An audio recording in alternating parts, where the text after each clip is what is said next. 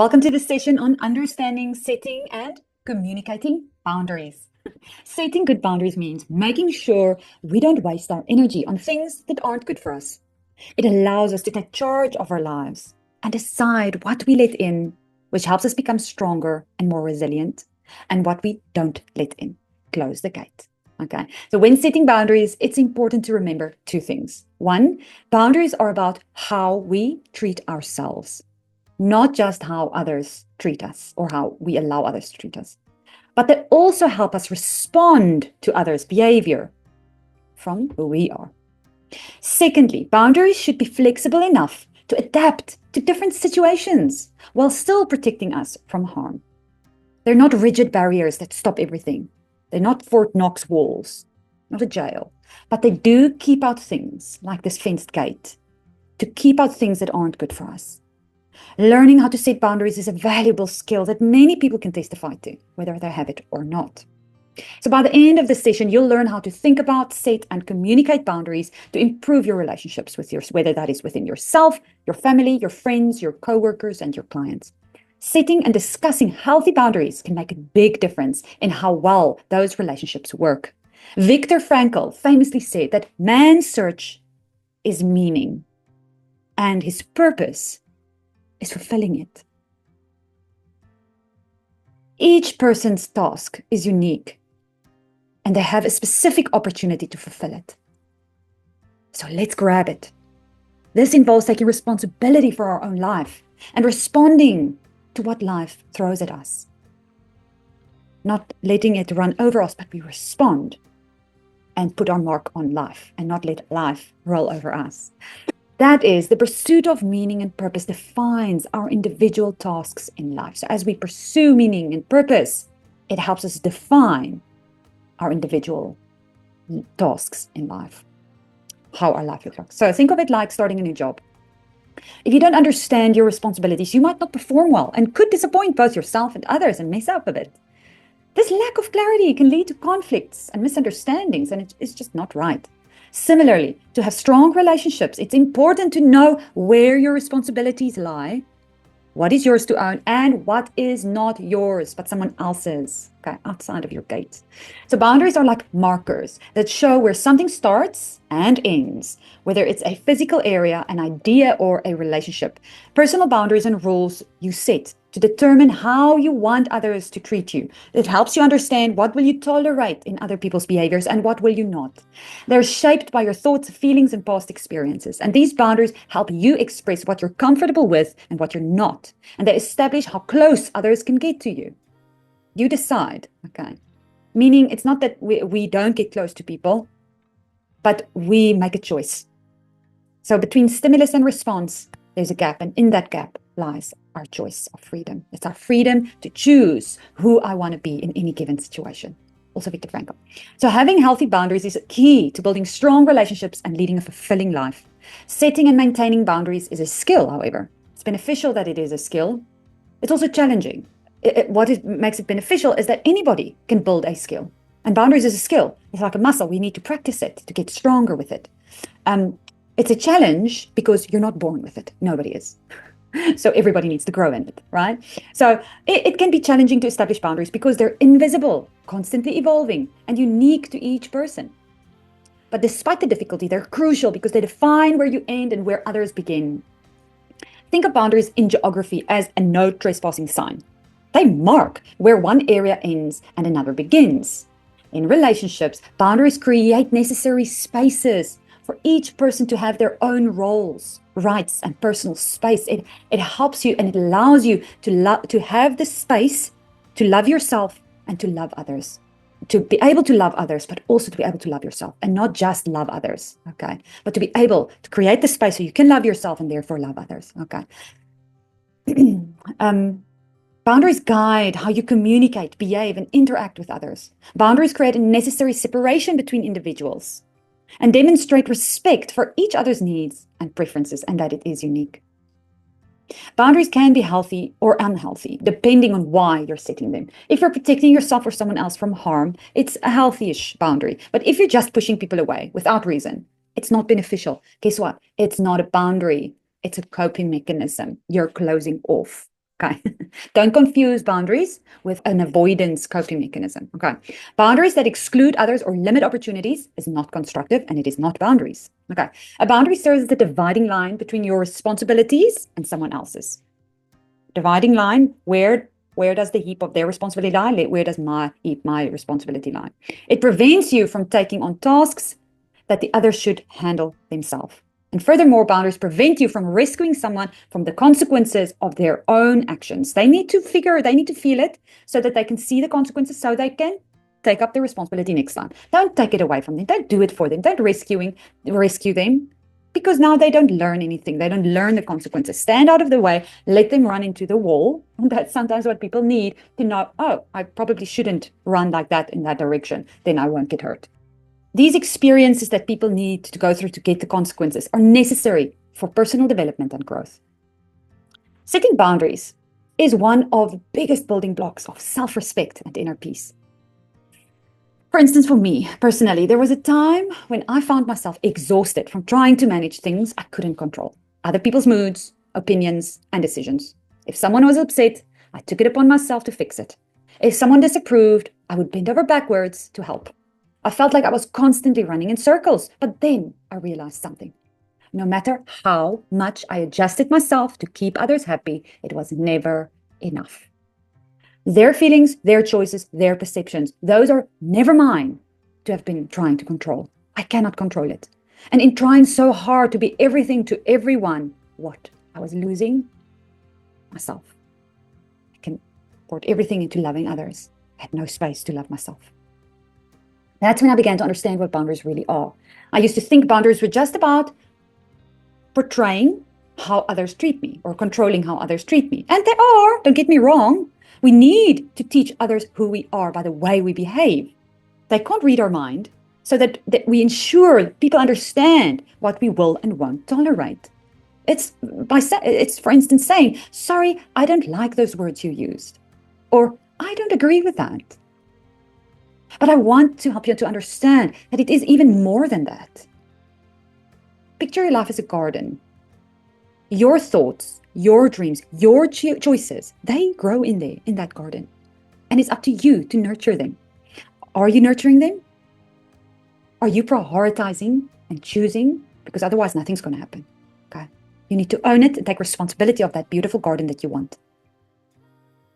So when we're always in someone else's yard, or someone else's garden, trying to fix things, managing situations for others, or trying to convince people so that they can see what you're seeing, you are neglecting your own garden. And you're doing an injustice to their garden because you're doing things for them that they should be doing for themselves. Remember, we are responsible for ourselves and only responsible to others, not for them. Don't take that respect away for themselves. Things that is challenging is worth it. Let them find that it is worth it to walk a tough road for themselves. That breeds respect for themselves. It breeds love for themselves. They are responsible for themselves. And again, not responsible for us. So they are not responsible for how I feel in a situation. They're responsible to how they are behaving in that situation. But I'm responsible for how I feel and then how I react to that. We cannot do more. So setting boundaries isn't about building up walls around ourselves and others. No, it's about stepping out of other people's space and back into our own. And as I realized this, I still sometimes had the urge to correct, to convince or smooth things over for others. And then I came across a simple yet powerful concept, and it was let them. Let them misunderstand. Let them make their own choices. Let them live the life they choose.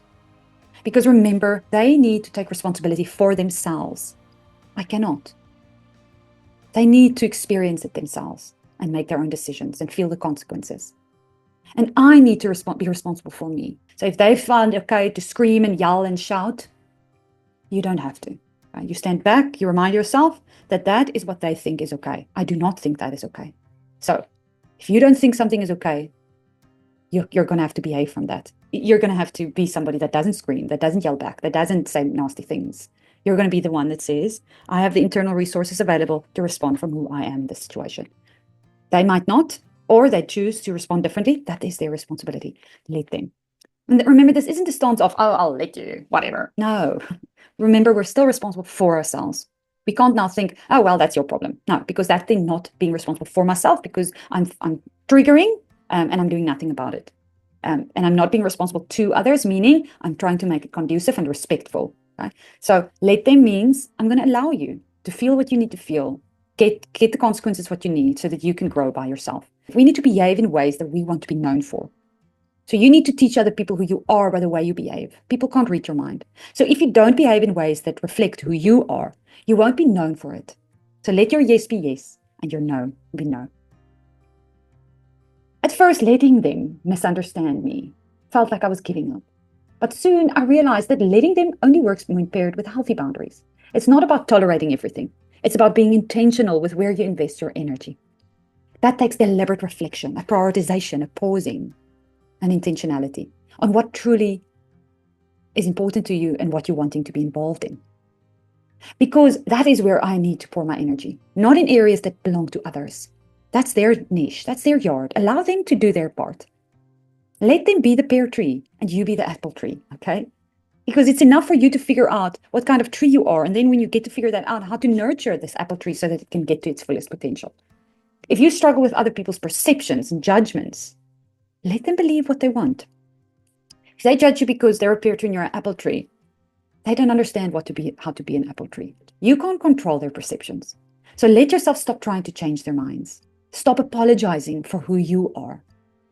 And here's an important part. The moment you let go of the expectation that you can change people and circumstances into what you wish them to be, the more peace you'll have. The moment you stop trying to change others, the more peace you will find. This doesn't mean you give up. It means that regardless of their change or their lack of change, you will still influence. You still show up and you still behave from who you are rather than reacting to how the situation or others make you feel. And this isn't about being passive. It's about finding alignment, living as you want to be known. It's the difference between waiting for others to change and deciding to live right now. You can be you whenever you want to. You have the freedom of that choice. So let them, but more importantly also let yourself. Let yourself own your choices. Decide where you're going to invest your energy. Let yourself take up space. You are worthy. Let yourself be at peace. Let your voice be heard and let it go, regardless of what anyone else does. You cannot change it. And your peace is closer when you let go of the expectation that you're going to change them into what you're wanting before you can find peace. It's not going to happen. Okay. Ultimately, we don't set boundaries to push others away. We set boundaries to define who we are and who we're not, and to help us maintain it and guard it. Guard your heart with all diligence, because from it flows the issues of life. We set them to protect who we are becoming. It is ours. Remember, we need to guard our hearts. Boundaries aren't about restriction. They're about expansion. They allow both the other person and myself to grow. If I'm always mingling in someone else's yard, we won't grow. And if I allow others to always mingle in my yard, we won't grow either. With the garden analogy, for example, if my grass is nice, I can tell my neighbor whose grass isn't so nice where I bought my fertilizer and what I did for my garden to look nice. But I don't have to do it for him. At the end of the day, if he wants a nice garden, he can choose. Okay, I'm going to buy the fertilizer and I'm going to apply it and I'm going to do the hard work. Guess what? If his grass starts looking nice, he'll feel their self-respect and pride, not out of self-righteousness, but out of the simple fact that he did it himself. He'll feel proud of what he's accomplished. And he knows that nobody can take it away from him, that he has done what he did. So we allow people to grow and experience self-respect by putting up boundaries. Not Fort Knox, boundaries with gates. Boundaries create this safe space for us to grow into the person we're meant to be, unburdened by the weight of things that were never ours to carry within our own yard. Close the gate. Don't let the stuff come in. Boundaries establishes responsibility and ownership. Think of it like this. Henry Cloud says that knowing our responsibilities starts with understanding what we can control. And that comes from figuring out who owns what. So if you know who owns something, you know who's in control of that something. And you know then who needs to take responsibility. Similar to have good relationships, whether within ourselves or others, we need to know who's responsible for what. And it's very simple. That person owns themselves. They are in control of themselves. So let them take responsibility for themselves. And the same with you. You are the owner of this person. You are in control of this person. And you need to take responsibility of the good and the bad. So with this picture, there's a messy garden and a neat one. And if your yard is messy, you can complain about not having the resources or the knowledge to make it look nice like the other one. Or you blame other people or situations or circumstances for not being able to have it. And you compare yourself and you feel worthless and ugly and stupid because you don't have a garden like that. Or you take ownership and you can even be inspired by the pretty garden and learn about gardening, ask for help, and you can work toward making it better, step by step, step by step. That's taking responsibility for your life in a nutshell. Just like in the yard example, when I take ownership, I understand what's happening in my life. I know who's responsible for different parts of it. And this helps me master my life. Inside my yard are my feelings, thoughts, beliefs, actions, and dreams, and they are mine to own. No one else is responsible for them. I cannot blame others or circumstances. I need to own them. I need to do the hard work. I need to figure it out. This means I can't blame external things for how I feel or act. I start by recognizing my role in situations, understanding why I feel and think the way I do and why I want to act in a certain way. And then I respond based on who I truly am and not what others make me to be. So setting boundaries is essential for well-being. They involve recognizing your physical, mental, emotional, and spiritual limits. Your language and truth help establish these boundaries. What you communicate shows others your values and limits. So boundaries protect what matters while allowing flexibility. They aren't rigid walls, but permeable barriers that keep negativity out while welcoming positive influences. This balance empowers healthier relationships and personal well-being. When boundaries are weak, feelings of resentment and burnout can develop. Clear boundaries enable confident decision-making, prevent overcommitment, and establish what's acceptable for you. So don't work late. Don't just because the company wants me to work 11 hours a day. Don't do it, because eventually, in a few years' time, you burn out, you've lost relationships, then you can't blame the company. They're going to take as much as they can. You need to decide who tolerated it, who said yes to it. Because remember, if we don't say no to something, we say yes to it. Okay. Start saying those no's. Clear boundaries enable confident decision-making, prevent overcommitment, and establish what's acceptable for you. Communicating these limits in relationships demonstrate respect and commitment to want to maintain a strong connection. It shows the person that you respect them. So what falls within our boundaries? Feelings. Feelings play an enormous role in our motivation and behavior. They should neither be ignored nor placed in charge, though. What also falls in our boundaries is attitudes and beliefs. Attitude have to do with your orientation towards something, the stance you take toward others, God, life, work, and relationships. And beliefs are anything that you accept as true. Often we do not see an attitude or belief as the source of discomfort in our life because we want to blame others. But ultimately, we even want to blame our creator. But we need to own our attitudes and convictions because they fall within our property line, right in this garden. We are the ones who feel their effect and the ones who can change them. And then behaviors. It's also in my yard. Behaviors have consequences. You reap what you sow. The problem comes when someone interrupts the law of sowing and reaping in another person's life. They rescue them. To rescue people from the natural consequences of their behavior is to render them powerless. Don't do it. And then choices. Take a responsibility for our own choices, enable us to produce self-control. We often hear others, and sometimes we do too, say, I had to, or she made me. But we need to realize that we are in control of our choices, no matter how we felt, or no matter how tough it is. Making decisions based on others' approval or on guilt breeds resentment. Setting boundaries inevitably involves taking responsibility for your choices. And you are the one who makes them. You are also the one who must live with their consequences. Which of these areas do you find most challenging to take ownership of? Let's continue. What else falls within your boundary? Your values. What we value is what we love and assign importance to. Often we do not take responsibility for what we value. And we could get caught up in valuing the approval of others rather than staying true to our own identity and character. We start living in a rhythm of someone else instead of our own, and we lose ourselves. Another thing in our boundaries is limits. I want to highlight two aspects of limits, namely setting limits on others and setting limits on yourself. So setting limits on others. In reality, setting limits on others is a misnomer. We cannot do that. But what we can do is set limits on our own exposure to people who are behaving poorly. For instance, you can tell somebody, you can be that way if you choose, but please don't come into my house when you are going to behave like that. And then second limit, setting our own internal limits. We need to have spaces inside ourselves where we can be and have feelings and impulses and desires without acting on it, but letting it have space. And then we need self-control without repression. So we don't act upon it, but we allow to think it through. Okay. We're not impulsive, but we're also not repressive. So we need to be able to say no to ourselves.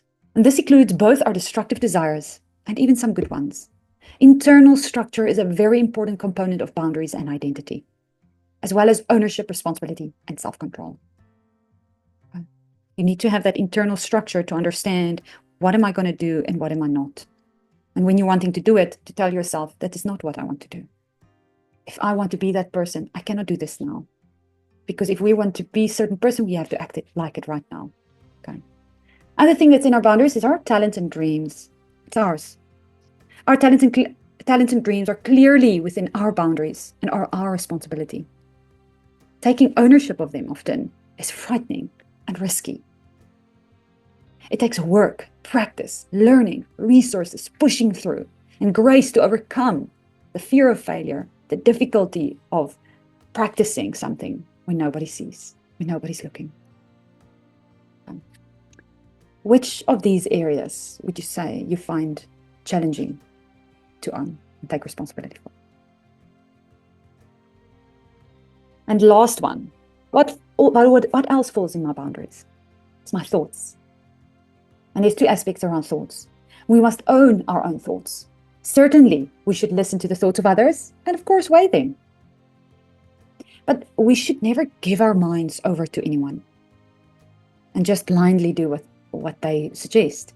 We are to weigh things for ourselves in the context of ourselves, of who we are, of who we're wanting to be, of the relationship. And we need to sharpen each other as iron, but we need to remain separate thinkers. And that is beautiful, but it takes respect and courage. And then secondly, about thoughts, we must clarify distorted thinking. We need to reframe our distorted thinking because we rarely see people as they really are. Our perceptions are distorted because of past relationships, past negative experiences, and our own perceptions of who we think they are, even the people we know best, are flaunted. So taking ownership of our thinking requires checking out where we may be wrong and taking ownership for this. And secondly, making sure that we are communicating our thoughts and needs well to others. Because we have our own thoughts. And if we want others to know us, and if it's appropriate to share them, we must tell them. Okay. And then lastly, what's in my boundaries, my desires. And that is, if you have a desire, you need to know what that desire is. And you need to be in touch with it. And you need to be able to share it and live to attain it and clean it up. Not all desires are healthy desires. So in reflecting, which of these areas of ownership of thoughts or desires do you think you need to focus on strengthening?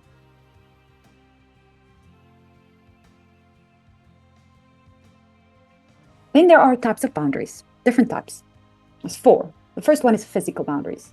People with healthy physical boundaries are aware of appropriate touch in various settings and relationships. For example, when greeting someone new, you likely give them a handshake, and that is acceptable.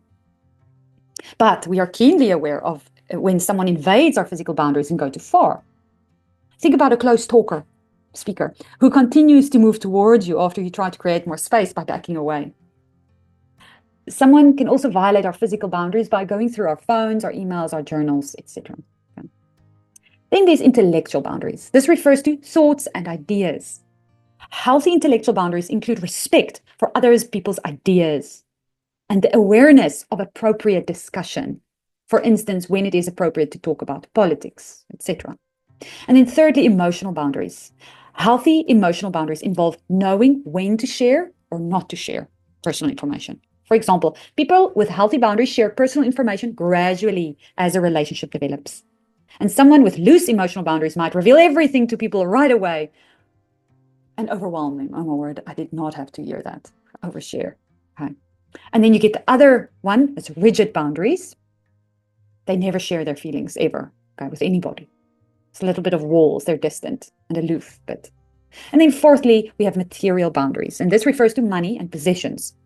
Someone with healthy material boundaries will set appropriate limits on what they will share and with whom they will share. For example, you will probably let a family member stay the night at your house, but probably not a stranger to sleep over. Okay. Then there's healthy and unhealthy boundaries. Healthy boundaries means being able to say no when necessary while still maintaining healthy relationships. It involves respecting your own opinions and values, sharing appropriately, and understanding your own desires and needs. Healthy boundaries also involve clear communication and respecting the boundaries of others. Healthy boundaries, thus, is being able to accept somebody else's no. Okay. For example, someone with healthy boundaries can decide not to take on extra tasks at work without feeling guilty or obligated. They're also okay when others decline their requests for help. When somebody else says, no, sorry, I'm also overloaded, I can't help you. It's respecting that. Healthy boundaries allow you to make choices based on your own capacity and willingness rather than seeking approval or admiration from others.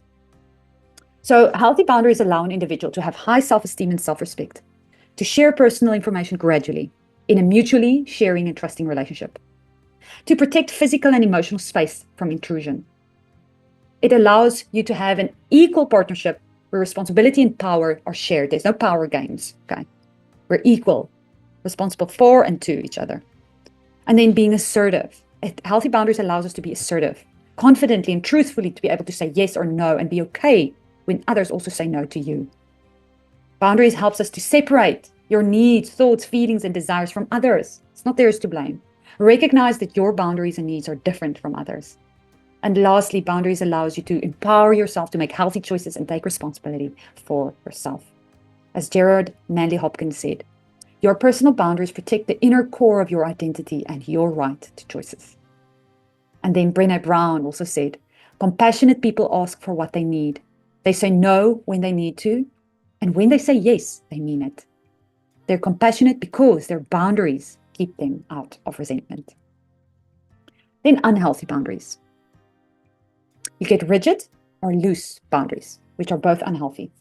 Rigid. People with rigid boundaries keep their distance emotionally or physically from others, avoiding closeness. They tend to keep personal information private and rarely ask for help. This behavior may make them appear distant as they try to avoid the possibility of rejection. So it's actually a coping mechanism, and therefore actually not, that's why it's not a healthy boundary. It's a coping mechanism for protecting mechanism for not getting hurt. Okay? They might have gotten hurt and now they protect them, close themselves off. An example might be someone with rigid boundaries might consistently decline extra tasks at work, isolating themselves and potentially feeling disconnected from the team and their job. And then we have another unhealthy boundary, which is loose boundaries. Individuals with loose boundaries tend to overshare personal information. They struggle to say no, oh, I need to do, yes, I'll help you, and become overly involved in other people's problems. Okay, they rely heavily on the opinions of others and what others have to say about them, and get very upset as to what others say about them because they are attached to what others say, because they are not listening to who they are, and they also tolerate disrespect because they want to avoid rejection. An example of loose boundaries. A person with loose boundaries might frequently agree to requests that they shouldn't be agreeing with. They feel guilty about saying no, which they must rather relate to, this is what I want, this is what that person needs to do for themselves. And they potentially subject themselves to abuse by allowing others to take advantage of them.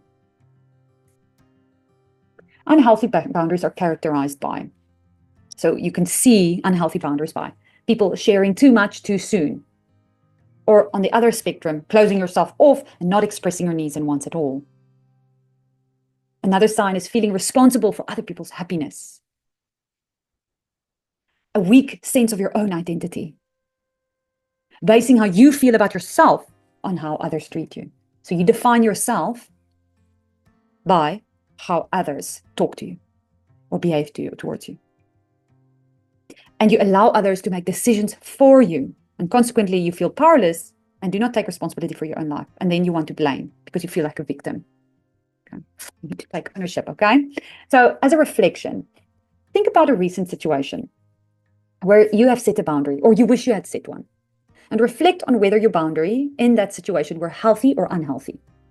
And what the outcome was. How did it make you feel?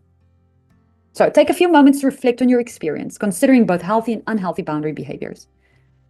And then you can write down, what boundary did you set or wish you had set? Was it healthy or unhealthy? And how did that affect the experience and the outcome and your well-being and the relationship? Okay. You can also see this activity in the notes. Let's continue. So why do boundaries break down? There are several factors that can contribute to the breakdown of boundaries or the unkept maintenance of boundaries, or even the fear of starting to set them in the first place. And that is the fear of rejection. And this stems from seeking validation from others, which can result in saying yes to please others and avoid the pain of rejection. So not setting boundaries. The second is the fear of conflict. Avoiding disagreements or confrontations can lead to blurred boundaries, as individuals may suppress their own needs to just maintain the peace. So somebody else is just doing what they want and you don't ever say something because you want to avoid disagreement or confrontation. And you build resentment because this person just continues on with something you don't like, but you don't tell them so they don't know. And some people are genuinely just unaware and others are going to exploit it. Okay? If you don't say no, I'm going to use it. Right. And thirdly, the fear of appearing selfish. And that's often also a very popular one. Some people hesitate to assert themselves out of a concern that they may come across as self-centered or inconsiderate. Okay? But respectful assertion of boundaries is actually the most respectful thing you can do, because you are saying, you know what, this is how I see it, but I'm interested in how you are seeing it. So how can we do this moving forward, respecting both? It's the most respectful thing, actually. And then another reason for breaking down of boundaries is the fear of losing relationship. This is also a popular one. Boundary violations might occur when individuals are afraid that setting limits could jeopardize their connections with others. And quite frankly, you know, if there's somebody that can't respect your no, or can't hear your opinion and consistently dismiss you, perhaps that relationship needs a pause or even an ending. Fifth, fear of being judged. The fear of negative judgment from others can make people reluctant to assert their boundaries, causing them to compromise on their needs. And that fear of being judged just needs a journey in reframing from your hurtful past, wounded self-talk, from I'm not good enough and therefore I need to do X, Y, and Z, and then I will, you know, not be judged, or I will be liked or loved, or I get the belonging and the acceptance I want, to reframing it to I am worthy and I love this myself exactly how I am, and I'm going to behave from that into these situations and live for that and going forward to that, regardless of how they choose to behave or live their own life and how they judge me, regardless of how they judge me. It's not up to them. And then sixth, last one, the reason for not setting boundaries is the fear of the unknown. It's scary. Uncertainty about the outcomes of boundary setting can also lead to boundaries breaking down or not being set in the first place. And again, that fear of the unknown is a journey of courage. Okay? And again, you want to believe in yourself and know why you're doing something in order to be able to do it, to have the courage to move forward and do it, and know what you're losing if you don't do it. Okay, so reflect on that. What are you missing out on if you don't take the courage and do and face the unknown, and understand what it is that you want and what you're not going to get if you don't face the unknown and do. Okay? So think about a time you hesitated to set a boundary, or when you allowed a boundary to break down. Which fear influenced you the most, if you look at this list? And how did it affect your decision? Now, moving forward, what small steps can you take to build confidence in overcoming this fear and setting boundaries, even when they will arise? Okay, take some time. This question is also in your notes. And then something that's very connected to this, it's more the almost, I want to say, professional way of looking at ignored or unestablished boundaries, the signs thereof, and that is codependence. If there is unestablished boundaries, and people are relying entirely on others for approval and support, it's codependence, and it's usually the victims and the rescuers that becomes codependent. Right? They both need each other to feel worthy, but guess what? They both are actually worthy by themselves. They must figure it out. They must realize it on a journey.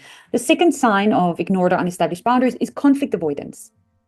Ignoring problems in the hope that they'll go away on their own.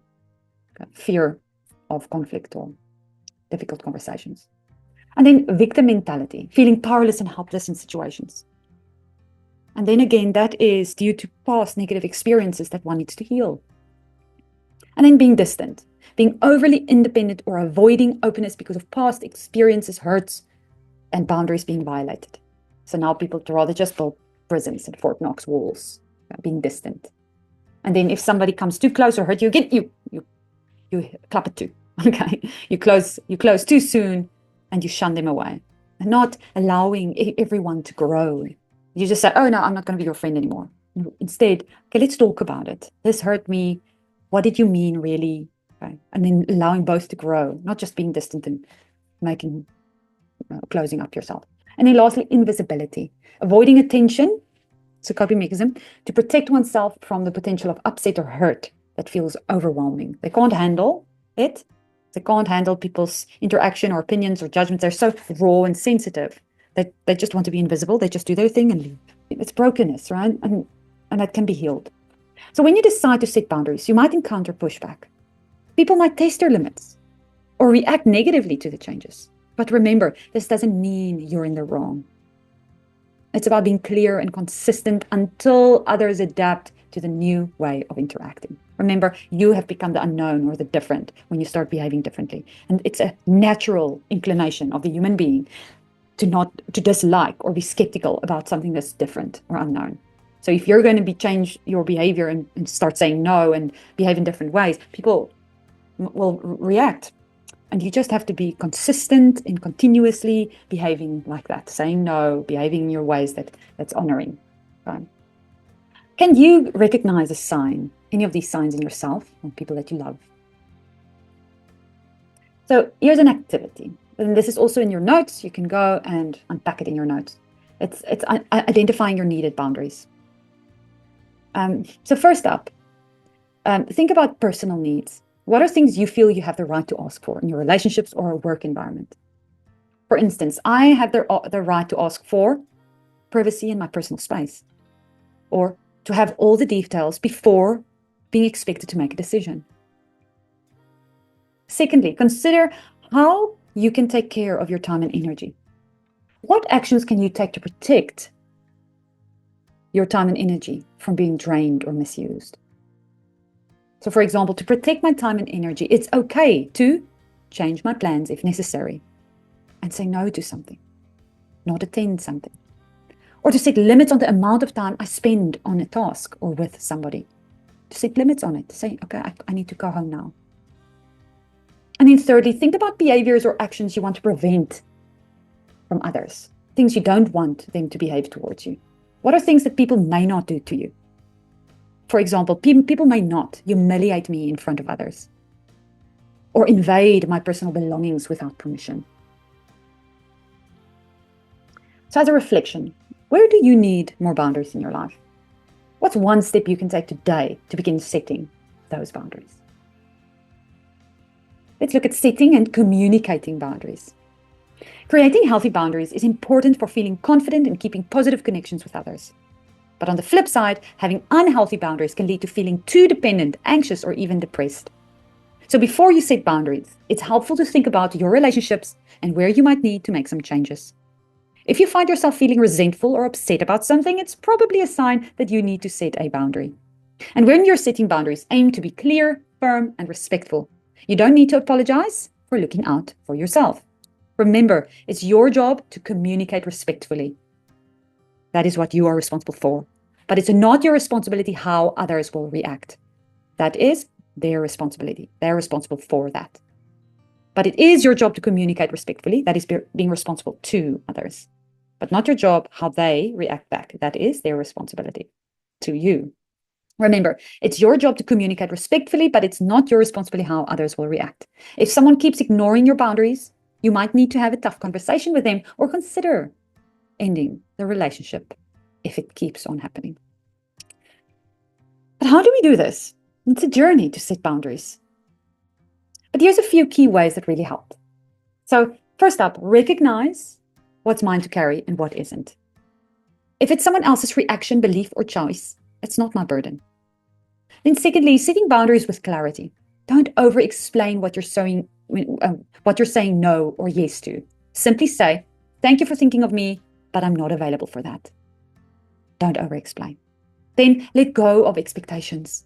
Instead of wishing people were different, focus on who you are becoming. Intentionally, not selfishly, self-absorbed, but intentionally. This is who I'm going to be, regardless of whether you're going to come to the party or not. And focus on how you want to behave in a situation, not on how they want you to behave. And then fourth, lastly, own your energy. Not everything requires a response. Choose your engagements. Choose your battles. Okay. So let's look at 7 steps to effectively set boundaries. The first one is to prioritize. Figure out what's really important to you. Recognize what gives you energy and what drains you. Understand that when you say yes to something, you are saying no to something else. And know that if you're going to prioritize, you're saying yes to something but no to something else. And people are not going to like it. Some people are going to be upset about it. And then it's important to know that you prioritized it because it was important to you, to not give in and let them convince you to not say yes for yourself again, to let your boundaries go. So make space for what truly matters in your life. Ask yourself, prioritize. Why am I getting involved with that? What is it really that I'm wanting there? Is it approval of others, being known, being seen? Do I really want to do that? Do I really have the capacity to do that? But if I say yes, my yes must be my yes, and I need to think about it. Okay. You might recognize that spending time with family energizes you, while working long hours drains you.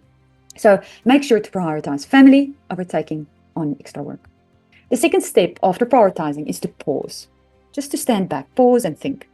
Before you agree to something or make a decision, take a moment to pause. Think about whether you genuinely want to agree or if you're just afraid of disappointing others or of their reaction if you don't. For example, when a friend asks you to help them move on short notice, you pause and think about whether you have the time and energy to commit to it and what it's going to cost you. What is the consequences of you cutting off that time? Or are you just feeling pressured to say yes because that's what somebody else or that's what they expect you to do? You can respectfully allow them to take responsibility for their own lack of planning by saying, I'm unable to help you, but I can share the number of the moving company that helped me previously. They did a great job.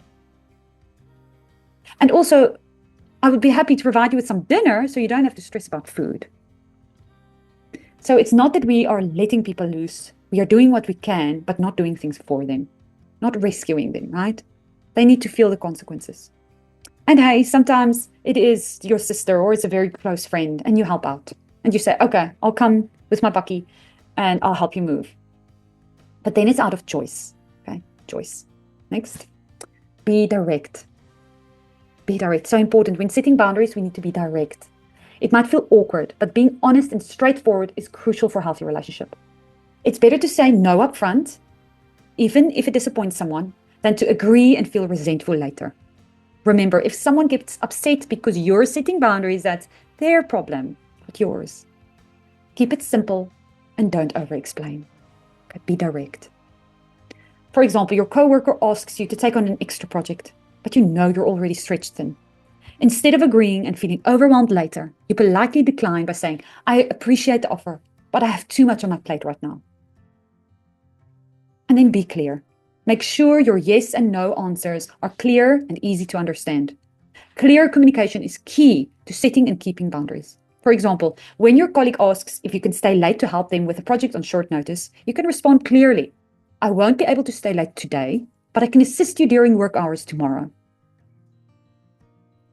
And then be polite. Remember, we are responsible to others, respectful, polite, okay? They are worthy to be spoken to politely and respectfully. Remember that we are equal, humble, okay? Respect the other person's feelings while still sticking to your limits. Remember, you're not rejecting them as a person. You're just setting boundaries for how they may treat you or what you're going to allow to make use of your time and energy. You're not responsible for how they react emotionally. Important, politely say no and use I messages instead of blaming or criticizing with you messages. Do not to say, you never do this, so now then I end up needing to help you.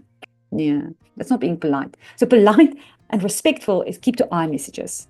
I'm unfortunately not available to help you right now. I will be able to give you a few hours tomorrow, for instance.